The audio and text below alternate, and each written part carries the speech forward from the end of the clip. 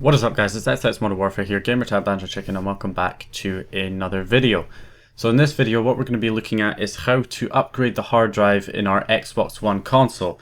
So the default console that you get usually comes with a 500GB hard drive if you got the normal Xbox One, and it's not sufficient enough. 500GB is just not enough for a games console, especially considering the 8th gen console. Some of the games like the Halo Master Chief Collection takes up 80GB on your system. So 500GB hard drive is just not going to last you very long, especially if you game on your Xbox One quite a lot. So in this video I'm going to be showing you guys how you can actually upgrade that 500GB hard drive with any other laptop hard drive that you have lying around. You can go, I believe you can go up to 4TB. I'm not sure if you can go any higher than that. But you can go up to apparently 4TB, so you can get a 4TB laptop hard drive to work in your Xbox One, which will give you plenty of storage space. In this video I'm going to be swapping out that 500GB drive with a 1TB Samsung laptop hard drive that I got in my college laptop that I no longer need. So first thing that you're going to have to do is open up the Xbox One console to the point that I have here, and you're going to take out the hard drive, the original hard drive that's in the console. All you have to do is unplug the SATA data connector and the power connector, and then you can pull that whole plastic bit with the hard drive on it off the console, and then there's 4 screws underneath that plastic bit that hold the hard drive on top. You undo those screws and then you can go ahead and unplug the laptop hard drive. You can see I have the 500GB laptop hard drive, Western Digital.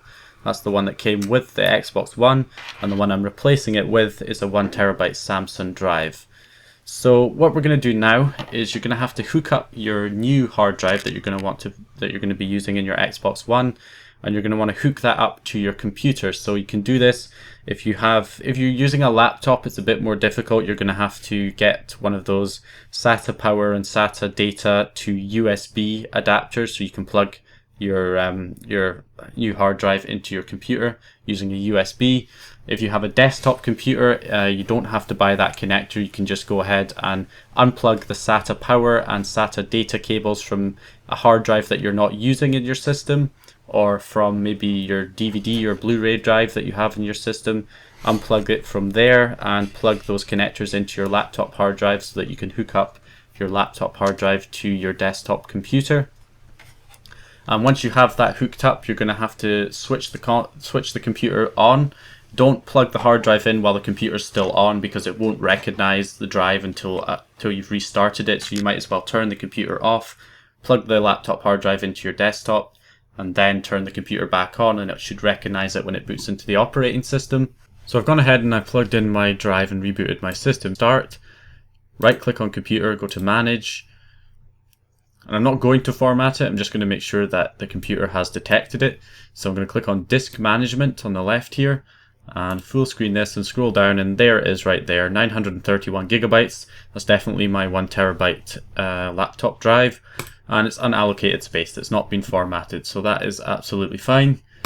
So now what we have to do, and it's a bit unfortunate, there is an option in the program JRunner to format the drive for an Xbox One. I have tried using it in many different ways to try and get it to work, but so far I've just been stuck on the Xbox logo when I boot the console up, and nothing happens. So the only way that I can see to do this, and the way that I've got this working, is to do this through Linux. There's a Linux script that you can use in order to format the drive. Now this means that you need to boot your computer into Linux. Most of you will be running Windows most likely. So what you need to do is go ahead and download a Linux-based operating system. Ubuntu would probably be your best bet. I'll put a link to it in the description. If you go on Ubuntu, download 64-bit if you have a 64-bit machine, or 32-bit if you have a 32-bit machine, and go ahead and download that. It's quite big, something like 1.9GB. Once you have that downloaded, what you're going to need is a USB stick or a blank DVD to mount the operating system to. So personally I'm going to use a USB stick. So go ahead and plug in your USB stick. So I've plugged in my USB drive, and what I'm going to go ahead and do now is run the program called Rufus.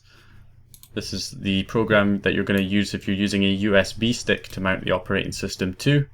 So I'm just going to go through here, and where it says FreeDOS, I'm going to change that to ISO image, and then click this button next to it to browse for an ISO image. So I'm going to select my Ubuntu ISO that I downloaded, and it should set up everything for you. All you have to do is click start. Make sure the USB stick, any data on the USB stick has been backed up, because this will format the USB stick, therefore destroying any data that was already on it.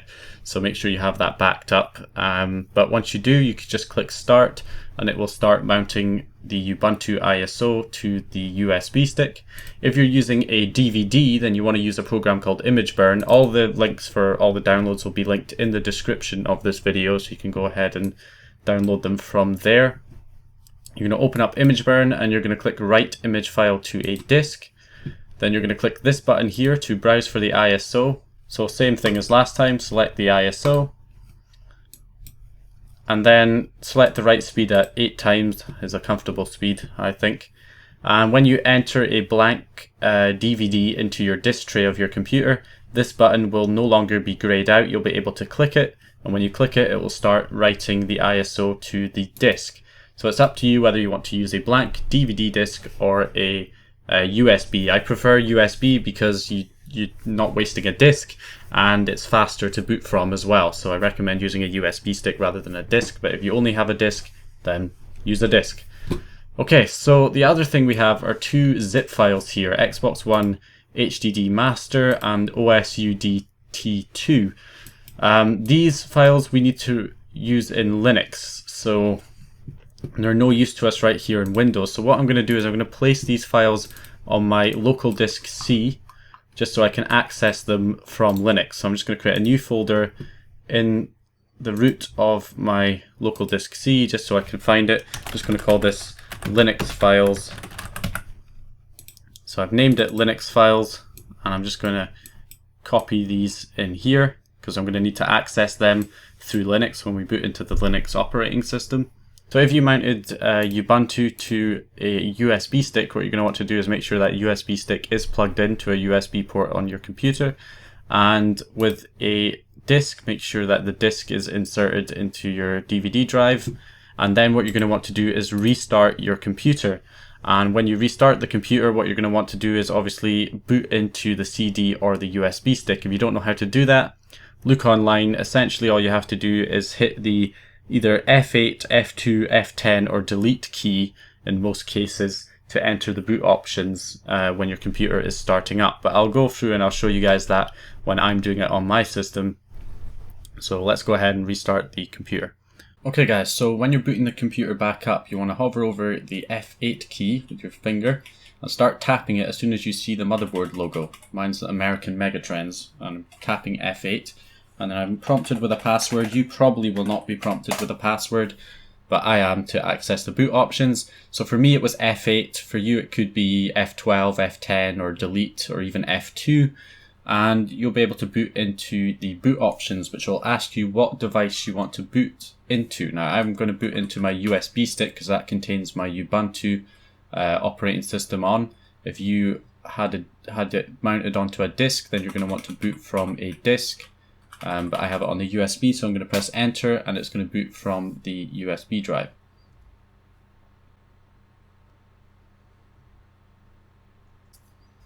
So when you get to this welcome screen, what you're going to want to do is click the try Ubuntu option, not install. You just want to try Ubuntu. That's just going to run the live version of the USB stick.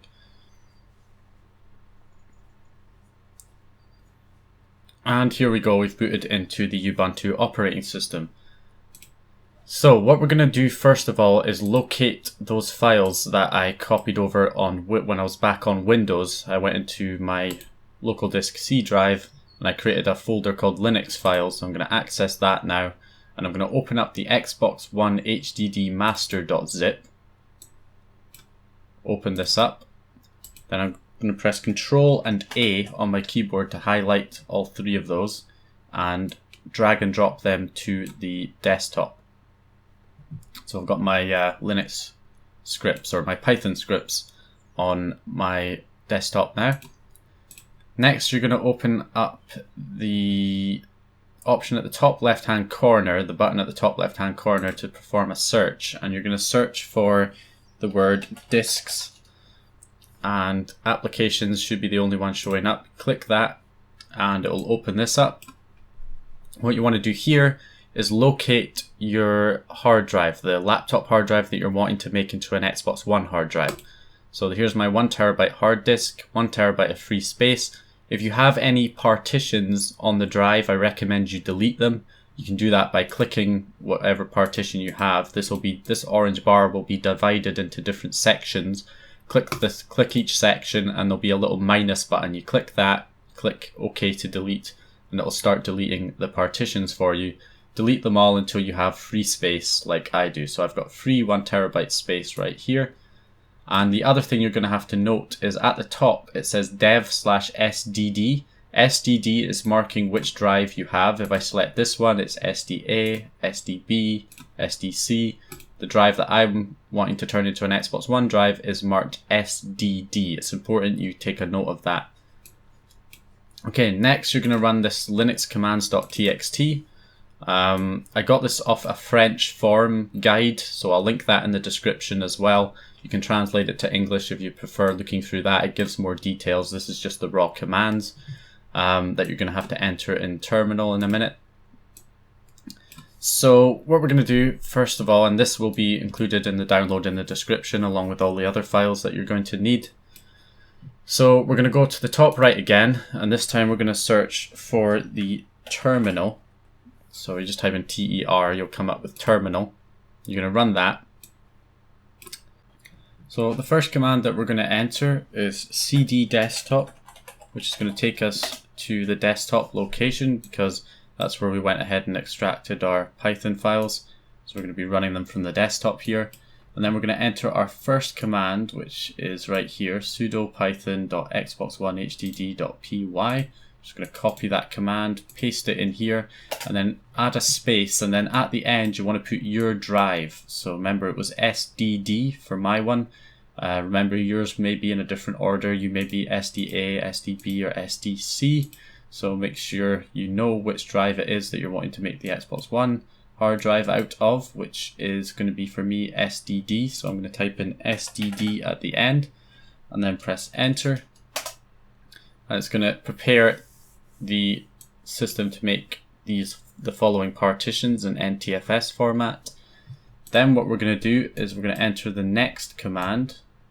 So we're going to copy this and paste it in here. You can see it's created that file there that we're just about to run. And again, you want to do space SDD, or I want to. You remember your drive may be different, and press enter. Now this is where you're probably going to get some errors. Hopefully not. Fingers crossed you don't get any errors like me. Alright, so as you can see there, that took a while. What it's gone ahead and done is it's partitioned the drive into different sections. We've got temporary content, user content, system support, system update, and system update 2. Now this is where things are going to get a little bit confusing, so please try and bear with me here. First of all, if you're after doing this, if you look at this and you have exactly what I have, you've got your temp content, your user content, system support, system update, and system update 2, and some amount of megabytes of free space, and they're all in NTFS format apart from the free space, then you don't have to worry about what I'm about to tell you. But if you didn't get what I got right here, then you're going to have to pay attention because this might be kind of confusing. Sometimes when you do this, it will fail, and as you can see, it has actually failed to do certain things with mine. And what it can sometimes fail at, sometimes it fails to create a certain partition, it fails to name it correctly, or it fails to format it in the correct format. So let's say, for example, user content didn't do it right, and it's not called user content, it's called something else like unknown partition or just unknown or something else. Then you're going to want to reformat it by pressing the little gears icon, clicking format, and then giving it the name user content like this. and formatting it in NTFS format and clicking format, and that will create the partition. So you want to make sure that they are all like mine. You've got them like mine, they're all NTFS and they've all got the correct names. If they don't have the correct names or they're not in NTFS, you want to reformat them using the little gears icon to reformat them. Give it the correct name, make sure you select NTFS and format. That's only if it didn't go right, if it didn't work, like it didn't create all these partitions correctly. Now mine hasn't created them because you can see it says they're not mounted. They should be mounted and they're not mounted. So if I go into files, I really hope you guys don't run into this problem because I can see how this can be quite damn well confusing. But if we have a look here, if I try and access the system update, that one worked fine. Try and access system update 2, that one worked. System update support worked fine. User content, oh, that's loading fine. Temp content, loading fine. Okay, perfect. So for me, it actually did do everything perfectly. Everything is fine. However, if you try and click on one of these drives and it says, it gives you an error message and it says it cannot access the drive because the drive isn't mounted, then what you're going to have to do is again reformat it. So whichever partition it said was not accessible, then again, like I say, go to the gears icon and reformat it, making sure you put the correct name and making sure you select NTFS. Hopefully though, everything went fine just by using this script and you don't have to do any of that manually partitioning stuff, because if you do, that's kind of confusing and I can appreciate that being quite confusing for you guys. Okay, so we've got that done. So the next step that we've got to take is to go ahead and grab our Linux files. And you want to take this osudt2.zip, open that one up this time. And you've got a $system update folder, you're going to open that. And then inside the, I'll open up another file explorer here. Inside the file explorer, what you're going to do is head into the system update partition that you created with that script, not the system update 2, just this normal system update partition. And you're going to right click and you're going to create a new folder and you're going to call that folder just a capital A. And then you're going to create another folder and that's going to be capital B, like that. Then in the A folder, you just want to copy all of these files. So hold Control, press A, that'll highlight them all. Extract them all into the A folder. Okay, and delete the updater.xvd file. It's not supposed to be in that folder. So we're going to go ahead and just delete that. Then we're going to go ahead and head back into the system update partition. Click on the B folder this time and do the same thing. Extract them all into the B folder. Okay, now that that's done, again, same thing, delete the updater.xvd file. Head back, and now you just want to put the updater.xvd file next to the two folders. You don't want to put it in the folders, you want to put it outside of those two folders. So you've got this, you've got A, which contains all of these files, you've got B, which contains all of those files, and you've got the updater.xvd file. Now that you've done that, last step, I'm sure you'll all be glad to hear, last step is to go ahead and enter the last Linux command, which is sudo python.xbox1htdpy, the same command we entered at the top. So we're going to copy, we're going to paste it in, space, make sure you add the SDD for whatever drive yours is. Mine's SDD, so I'm going to enter that, press the enter key. It's going to say the actions performed cannot be reversed. So are you sure you want to convert SDD to an Xbox One disk? Type yes, press enter. It should say changes written to disk and changes written.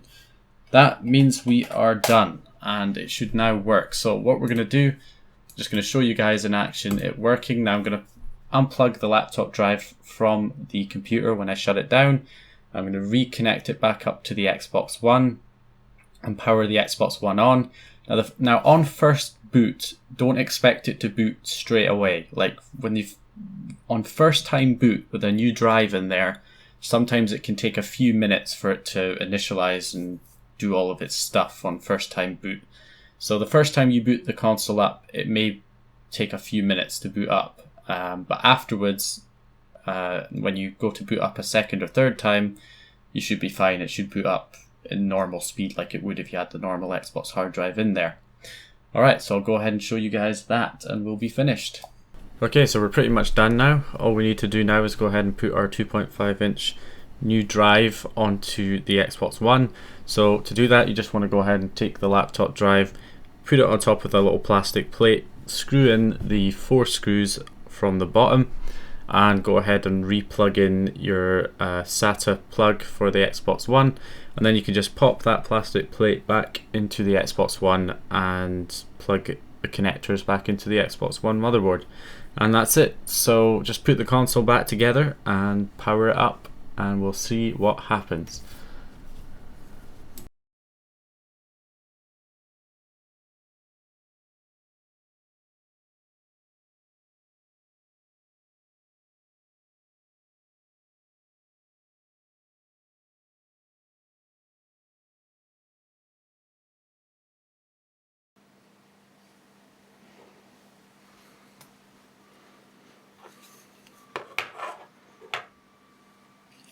So here we are, guys, it has booted up. Now, as you can see, for me that was quite fast, and I have heard from some people that it can take up to like 3 or 4 minutes, so don't get too worried if you're sitting there on the Xbox logo for too long, or you've got a black screen for quite a long amount of time.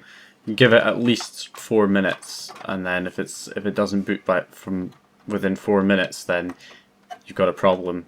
You didn't do it right or something like that.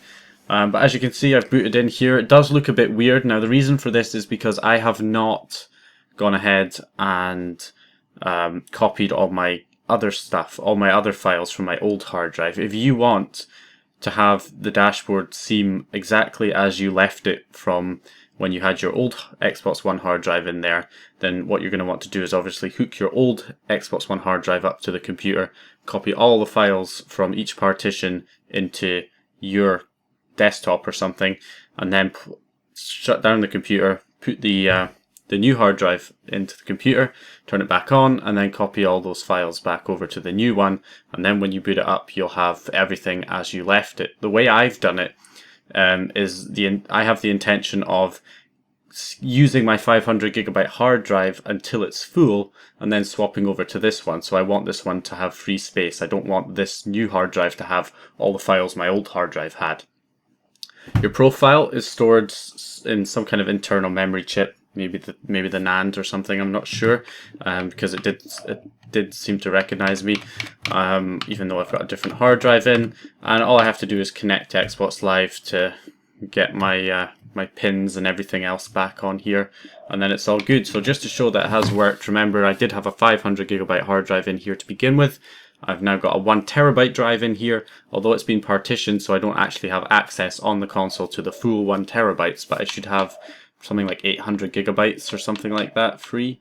So if I head into the settings and head into system and then have a look at managing storage, there we go, 0% used and 830GB free.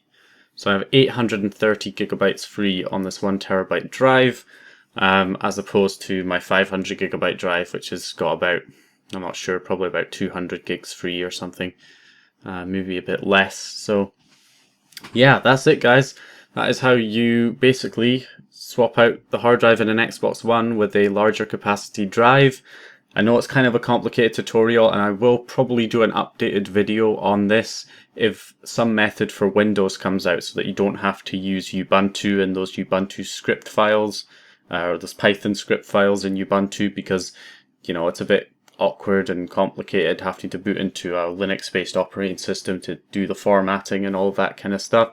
So if a new method comes out where it can all be done within Windows and it's much easier, or JRunner fixes their shit and gets it so that you can actually do it within JRunner on Windows instead of the Python scripts in Linux, then I will make an updated video on that. So yeah, but for now anyway, this is the way to do it, and as you can see, it does work. So thank you guys for watching. If you found this information useful, if you liked the video, then please go ahead and leave it a like rating. I really do appreciate that. Subscribe if you haven't subscribed already, and comment if you have any questions, and I'll see you guys in the next one.